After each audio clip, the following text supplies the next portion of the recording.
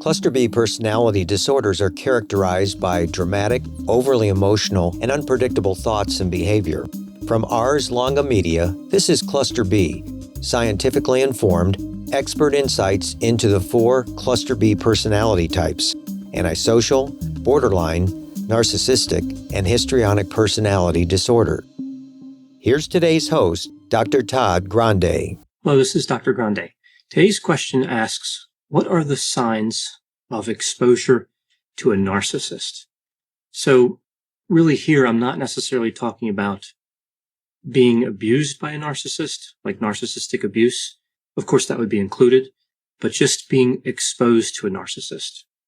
So I'm going to look at both of these terms, narcissist and exposure, and then I'll talk about 9 signs of narcissism exposure. So first, what is a narcissist? Narcissism is a set of personality traits. It's not a mental disorder, although there is a mental disorder associated with extreme grandiose narcissism, and that's narcissistic personality disorder. But generally here, when we talk about narcissism, we are talking about a set of personality traits. And narcissism can be divided into 2 types, grandiose and vulnerable. So with both of these types, we see a sense of entitlement, a need for admiration, self-centeredness, and low agreeableness. So this is somebody who's antagonistic. With grandiose narcissism, we see arrogance, being socially bold, being self-confident, having superficial charm, being callous, unemotional, optimistic, resistant to criticism, and having externalized anger. So tending to express anger in the form of affecting other people. Now, vulnerable narcissism has characteristics like being distrustful, resentful, feeling insecure, being hypersensitive to criticism, being socially awkward, pessimistic, cold, distant, unforgiving, and having internalized anger. So someone who directs the anger inside toward themselves, causing self-destruction. Now, when talking about narcissism, it's important to recognize that everyone has some degree of narcissism. It's actually required to survive. But when we talk about a narcissist, we're talking about somebody who has more of these characteristics, and the level to which these characteristics manifest is higher. It's more extreme. So next, what is exposure? So I talked about narcissism, but what is exposure? So in the context of narcissism exposure, it would be living with a romantic partner who's narcissistic, working with somebody who's a narcissist, or being in some sort of social group with a narcissist. So spending time with someone who's narcissistic and having some sort of communication and relationship. Sometimes this is referred to as psychological contact, and it doesn't always exist when somebody's near a narcissist. For example, if you're flying in an airplane and the person sitting next to you for 4 or 5 hours is a narcissist, but they don't say anything to you, or what they say doesn't really seem to have any narcissistic angle to it, that's not exposure to a narcissist. That's just sitting next to somebody who's narcissistic. Now, the worst damage that's absorbed from a narcissist is when that relationship involves a power differential. So when somebody who's narcissistic has power, control, or influence over you. Also, in terms of the signs I'm talking about here, there would be a presumption that the exposure is for a long duration, right? So if you just spend a few hours with somebody who's narcissistic, that's probably not going to have much of an impact on you. If you spend several months or years with somebody who is, almost certainly it's going to have some type of effect. It's not always a severe or extremely damaging effect, but there will be some effect in almost all those instances. Just like if somebody spent time with somebody who isn't narcissistic, there's going to be an effect just from spending time with somebody who has any personality. We spend time with other people and it changes us to some degree. So now moving to the signs of narcissism exposure, it's important to keep in mind these aren't the characteristics of the narcissist, but of the person who has been exposed to the narcissist. Also, an important note here, many of these signs can also be caused by other factors, including mental disorders. So it's important to talk to a counselor if you see these signs. These signs are associated with suffering, and a counselor can help with that. So sign number 1 of narcissism exposure is feeling unwanted, hated, and despised. Now, this isn't a vague feeling. This is actively believing that specifically the narcissist doesn't like you. So also related to this would be feeling odd, or taken off guard or surprised when somebody treats you with respect or demonstrates that they like you. So kind of an uneasy or unnerving feeling when somebody treats you really like they're supposed to treat you. That's really included in the same sign. The second sign of narcissism exposure is an exaggerated startle response. This is actually fairly common with post-traumatic stress disorder and, of course, physical abuse. And here we would see this startle response even when engaging in a normal activity. If you're engaging in an activity that violates social norms, then this startle response would really be expected. People tend to be a little jumpy when they're doing something wrong. But here again, I'm talking about engaging in a normal, everyday activity and still having that same exaggerated startle response. Sign number 3 is being fearful, nervous, or worried when you make a relatively benign decision. So for example, say you like to buy a particular product and you usually get it from an online supplier for a fairly low price, but you run out. So you go out to the store to get it, and maybe it's more expensive than usual at the store, or you have to buy a different brand of the product. This is really kind of an everyday decision and normally wouldn't be associated with being afraid or nervous. But with narcissism exposure, this could lead to these feelings. There's really this sense of dependency that forms along with this fear, right? So you realize by making that benign decision that you violated the expectations of the narcissist. And again, that's what causes the worry. Now, the fourth sign is somewhat similar. This is having those same feelings of nervousness and worry when you make a relatively small mistake, right? So parking the car and you bump into another car and scratch it, or maybe back into something that was in the driveway you didn't see, like a lawnmower or something like that. Or like paying a bill late, having to pay a late fee, or forgetting something when you go to the store. So these are really very small mistakes. And again, normally shouldn't be associated with a lot of anxiety or fear. But when the narcissist finds out, you kind of know there's going to be a reaction. And this leads to the feelings of anxiety. Now, sign number 5 is about distance from the narcissist. So say that in a romantic setting, or this could be in a work setting as well, though, but say in a romantic setting that you're going to go on a vacation or a business trip, or your partner is, and again, presuming that they're the narcissist here. And when this separation takes place, before it takes place, you feel kind of worried about it. Like you're anxious about them leaving, or if you have to leave, anxious about yourself leaving. But then really within the first day, when the separation takes place, you feel better, really maybe better than you ever have since the relationship started. So this is really because the exposure has been cut off. And because people who are in a relationship with a narcissist kind of get used to that, that explains that feeling of uneasiness. But then again, right away, it actually feels much better. And what typically happens is as the end of that vacation or business trip, whatever, comes near, the feelings of anxiety return because you know that that separation period is going to be ending.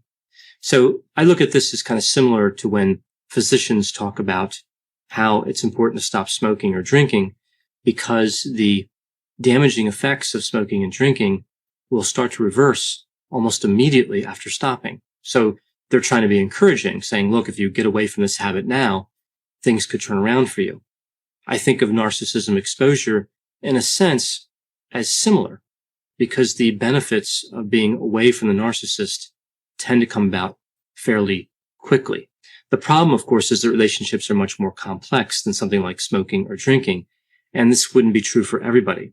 Some people try to separate from the narcissist and it ends up being a disaster. So we can't necessarily use that analogy with smoking and drinking in every situation, but I have seen this as fairly common with narcissism exposure. Now, sign number 6 has to do with self-talk, kind of what people say to themselves.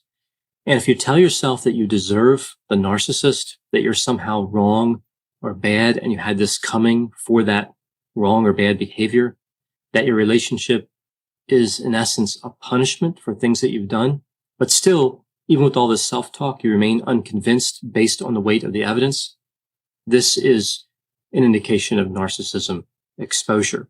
Narcissists tend to convince people that they're bad or evil, meaning the other person is bad or evil. This is called gaslighting. And this manipulation is done in order to keep control of the other person. So really, this sign shouldn't be very surprising given that manipulation tactic. Sign number 7 has to deal with when you have good news, when something good has happened to you and you feel excited and you want to tell somebody about it. A lot of times when somebody's in a romantic relationship, the first person they want to tell is the romantic partner. But with narcissism exposure, you don't really want to tell your partner the good news. You find yourself wanting to share it with a friend or another family member first. And this is because you get excited thinking about that positive event. It's very encouraging. But when you start thinking about telling the narcissist, that actually takes away from the fun. That diminishes the excitement. And this is essentially because they don't care, they won't be excited for you, and they're really not a good listener anyway. So it seems kind of like a waste and anticlimactic to tell your partner when you could tell somebody else who would be genuinely excited for you and care about your good news. Sign number 8 is if somebody envies the way other couples interact, right? So if you see another couple interacting and they seem mutually supportive, positive, and they're acting seemingly without fear, this is a sign of narcissism exposure. And similarly, if you see the same thing in terms of employment relationship, you see a person and their supervisor interacting in a way that doesn't involve like a lot of resentment, and you kind of fantasize or have jealousy about that relationship. Now, this sign makes sense because those relationships have something that you don't have, or they lack something that you do have that you would rather not have, like the manipulation or the abuse that comes with being with a narcissist. Now, sign number 9 is really about contemplating manipulative behaviors and coming up with a good defense for one of the arguments kind of made against you, one of the false allegations that's part of that manipulation we see from narcissists. So, for example, you come up with a good idea of why you actually have value, because again, the narcissist tries to say that you don't have value. And you kind of replay this argument. You use some self-talk. You tell yourself this argument. It's a good argument. It makes a lot of sense, but you never say it to the narcissist. And the reason you don't say it is because you know it's just going to lead to an argument where somehow, once again, you're going to be made to feel that you're bad or wrong, or specifically in the case with the value, that you have little value. So essentially, sign number 9 is resignation. Now, sometimes when I talk about these signs, I hear this argument that I want to address because it's, I think, worth addressing. It's a legitimate point, but I think it can be countered fairly quickly. And that is the discussion on causality. Sometimes when narcissists abuse other people, or they just manifest these traits around other people, even if it doesn't rise to the level of abuse, and they notice features in the other person like low self-esteem, self-doubt, and low confidence, they make this argument that those behaviors, like the low self-confidence, cause them to be narcissistic. So they're kind of spinning around the causality model, suggesting that the person who's being abused or being mistreated caused somebody to be narcissistic.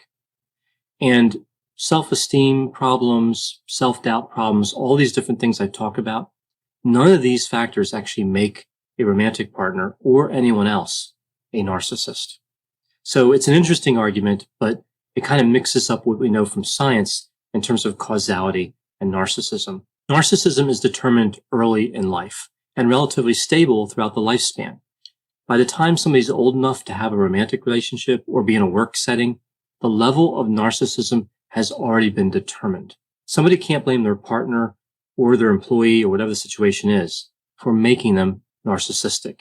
It just doesn't make sense based on the order in which these things occur. Narcissism would exist first, and then we would see these other characteristics, these signs appear. Now, one could make the argument that something else caused the signs and symptoms, and that could be legitimate in many cases.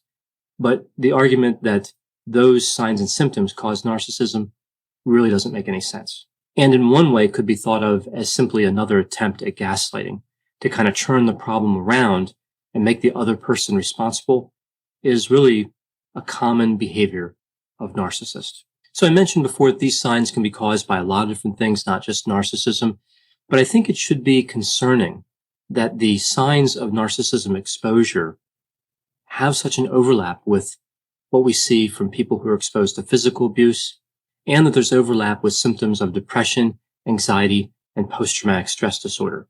Again, I think this should be frightening and a bit unnerving. That's an appropriate reaction. And it lets us really understand how being exposed to a narcissist can be very destructive.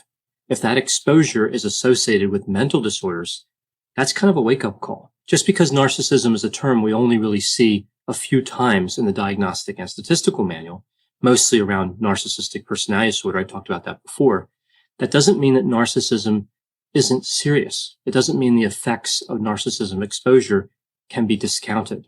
They're actually very serious. I think much more serious than a lot of people realize. Narcissism is pernicious. It's destructive. And we have to really be careful around it. And I think, as I mentioned before, it makes a lot of sense to see a mental health counselor if you feel like you're being exposed to narcissistic behavior.